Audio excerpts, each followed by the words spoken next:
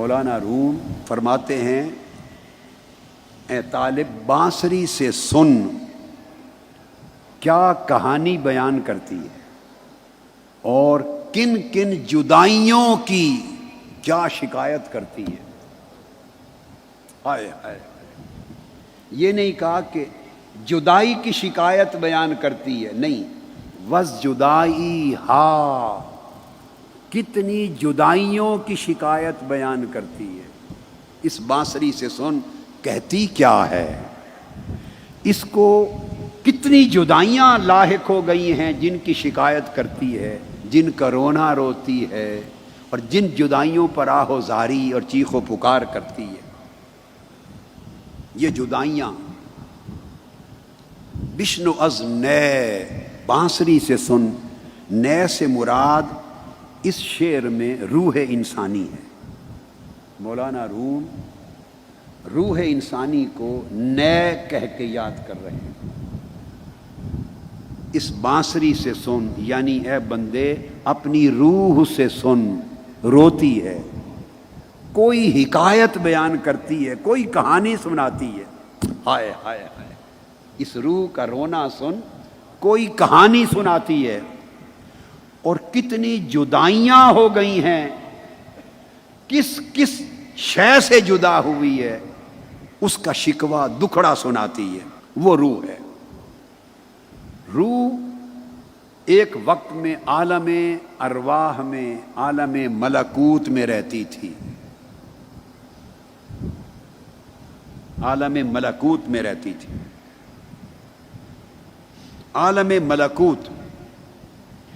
اسے عالم ارواح بھی کہتے ہیں، آسمانی دنیا سے ورا کا، اوپر کا عالم۔ اس کو عالم امر بھی کہتے ہیں، اسے عالم غیب بھی کہتے ہیں۔ یہ سارے نام ایک ہی عالم کے ہیں، عالم ارواح، عالم ملکوت، عالم امر، عالم غیب۔ روح جب وہاں تھی تو اس کے کئی تعلقات تھے، اسے کئی قربتیں حاصل تھیں۔ پھر رب کریم نے جب فیصلہ کیا کہ روح انسانی بدن میں ڈالی جائے گی، تو جب وہاں تھی تو اللہ رب العزت کی قربت اور اس کی محبت اور اس کی معرفت میں مشغول تھی، مستغرق تھی، معرفت الہیہ کے انوار میں مشغول و مستغرق تھی۔ اور پھر اسی عالم ملکوت کو سمجھا دوں، وہاں سے جب جدا کر کے بدن انسانی میں ڈال دیا گیا تو وز جدائی ہا، اس کی کئی جدائیاں ہوئیں۔ وہ جدائیاں کیا ہیں؟ ایک تو عالم ملکوت سے جدا ہو گئی، عالم ارواح سے جدا ہو گئی، پھر عالم ارواح کے ساتھ جہاں عالم ملکوت ختم ہوتا ہے اس کے ساتھ ایک اور عالم جڑا ہوا ہے اوپر، اس کو عالم جبروت کہتے ہیں۔ وہ عالم جبروت ملکوت کے پڑوس میں ہے، اوپر۔ اس عالم جبروت میں اسماء الہیہ کی تجلیات تھی، اس عالم جبروت میں صفات الہیہ کی تجلیات تھی، اس کو عالم جمع بھی کہتے ہیں۔ اور اسمائی، صفاتی، انوار و تجلیات سے وہ عالم روشن رہتا تھا۔ عالم ملکوت میں رہتے ہوئے اسے عالم جبروت کا پڑوس میسر تھا، نیبرہڈ میسر تھی، وہاں جہاں اسماء الہیہ کے انوار اترتے تھے، وہ عالم جبروت جہاں صفات الہیہ کی تجلیات اترتی تھیں، جہاں فرقتیں نہیں تھیں، تو عالم ملکوت میں خود رہنا، فرشتوں کا ساتھ اور سنگت، نیک روحوں کی سنگت، پاکیزہ لطیف جواہر، پھر ان کی عبادتیں، ان کے ذکر، ان کے اذکار، ان کے سجدے، اور پھر وہ قبلہ، وہ کعبہ وہاں کا، پھر اس کے طواف، پھر اس کے ذکر و اذکار، پھر عالم جبروت کے جلوے، اور وہاں سے چھن چھن کر آنے والے انوار و تجلیات جو ملکوتی مخلوق کو ملتے تھے اور آتے تھے عالم جبروت سے، پھر عالم جبروت جہاں ختم ہوتا تھا، جبروت کے ساتھ جڑا ہوا اوپر ایک اور عالم تھا، اس کا نام تھا عالم لاہوت، اور عالم لاہوت میں ذات الہیہ کے انوار و تجلیات اترتے تھے۔ تو ملکوت کی دنیا میں رہتے ہوئے روح کو، اس بانسری کو، روحانی بانسری کو، ملکوت کا نورانی ماحول تو میسر تھا ہی، مگر جبروت کا پڑوس اور اس کی صحبت و قربت بھی تھی،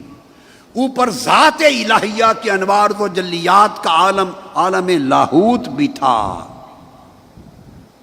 ملائکہ کی آوازیں بھی سنائی دیتی تھیں،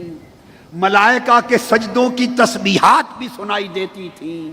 عالم ملکوت میں گونجتے ہوئے ذکر الہی کے نغمات بھی سنائی دیتے تھے،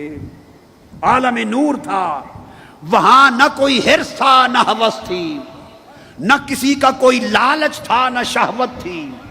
وہاں کسی کے اندر نہ کوئی حقد تھا نہ حسد تھا، نہ شہوات تھی نہ خواہشات تھی،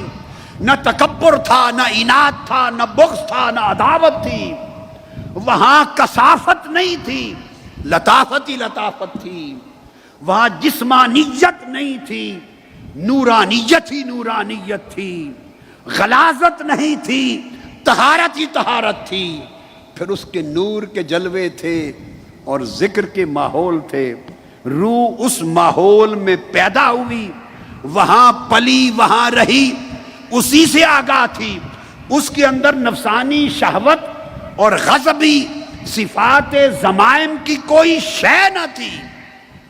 اچانک، اور یہ وہ وقت تھا جس کی بابت قرآن مجید میں اللہ رب العزت نے فرمایا تھا لَقَدْ خَلَقْنَا الْإِنسَانَ فِي أَحْسَنِ تَقْوِيمٍ، انسان کو احسن تقویم میں پیدا کیا، اور پھر جب فیصلہ ہوا اب اس روح کو بدن انسانی کے ساتھ جوڑ دیا جائے اور اس روح پر انسانی حیات کا، زندگی کا مدار قائم کر دیا جائے، تو جب اسے انسانی جسم کے ساتھ جوڑنا مقصود تھا تو عالم ملکوت سے اتار کر اسے عالم ناسوت میں بھیج دیا۔ عالم ناسوت جس میں ہم بیٹھے ہیں، اس کو عالم اجسام بھی کہتے ہیں، اسے عالم ناسوت بھی کہتے ہیں، اسے عالم شہادت بھی کہتے ہیں، اسی کو عالم خلق بھی کہتے ہیں۔ جب وہ ان کثافتوں کی دنیا میں آ گئی اور ان قربتوں کی دنیا سے دور ہو گئی، اب اس روح کو وہ ساری جدائیاں یاد آتی ہیں، عشق الہی کے سمندروں میں غوطہ زن تھی، قربت الہیہ کے سمندروں میں روحیں غوطہ زن تھی، اس کے انوار و تجلیات کے ساتھ علاقہ تھا، طہارت کے ساتھ علاقہ تھا، عبادت کے ساتھ تعلق تھا، اس کی ندا آتی تھی میرے بندو، ملائکہ جواب دیتے تھے ربی، ہر فرشتہ بولتا تھا ربی، صبح و شام یہی تانتا بندھا رہتا تھا، یہی تعلق جڑا رہتا تھا، یہی ربط نور تھا، نہ جسم تھا نہ جسمانیت تھی، نہ کوئی کثافت تھی نہ کوئی گناہ تھا۔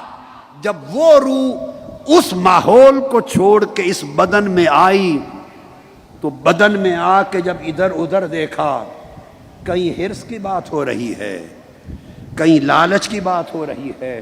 کہیں تکبر کی بات ہو رہی ہے، کہیں رعونت کی بات ہو رہی ہے، کہیں شہوت کی بات ہو رہی ہے، کہیں حقد و حسد دیکھ رہی ہے روح، کہیں دنیا کے مناصب کی طرف دیکھ رہی ہے، کہیں دھوکہ بازی دیکھ رہی ہے، کہیں دجل و فریب دیکھ رہی ہے۔ روح جب تن میں آ کر ادھر ادھر دیکھتی ہے تو اسے اپنے دیس کا کچھ بھی نظر نہیں آتا، اپنے دیس کا کچھ بھی نظر نہیں آتا۔ وہ دائیں بائیں دیکھتی اور تڑپتی ہے، روح تڑپتی اور روتی ہے، اور رو کر وہ کیا کہتی ہے؟ بقول اکبر الہ آبادی، اکبر الہ آبادی نے کہا تھا کچھ نہ پوچھ اے ہم نشین، ہائے ہائے، کچھ نہ پوچھ اے ہم نشین، میرا نشے من تھا کہاں، کچھ نہ پوچھے ہم نشین، میرا نشے من تھا کہاں، اب تو یہ کہنا بھی مشکل ہے وہ گلشن تھا کہاں، اب تو یہ کہنا بھی مشکل ہے کہ وہ گلشن تھا کہاں، اب تو اسے یہ بھی یاد نہیں وہ دیس کی گلیاں کیسی تھیں۔ وہ بہت سی جدائیوں کو روح دیکھ کر تڑپتی ہے، اس کے تڑپنے کو آغاز کرتے ہیں مولانا روم کہ اس روح کی سن کیا شکایت کرتی ہے، کن جدائیوں کا تذکرہ کرتی ہے۔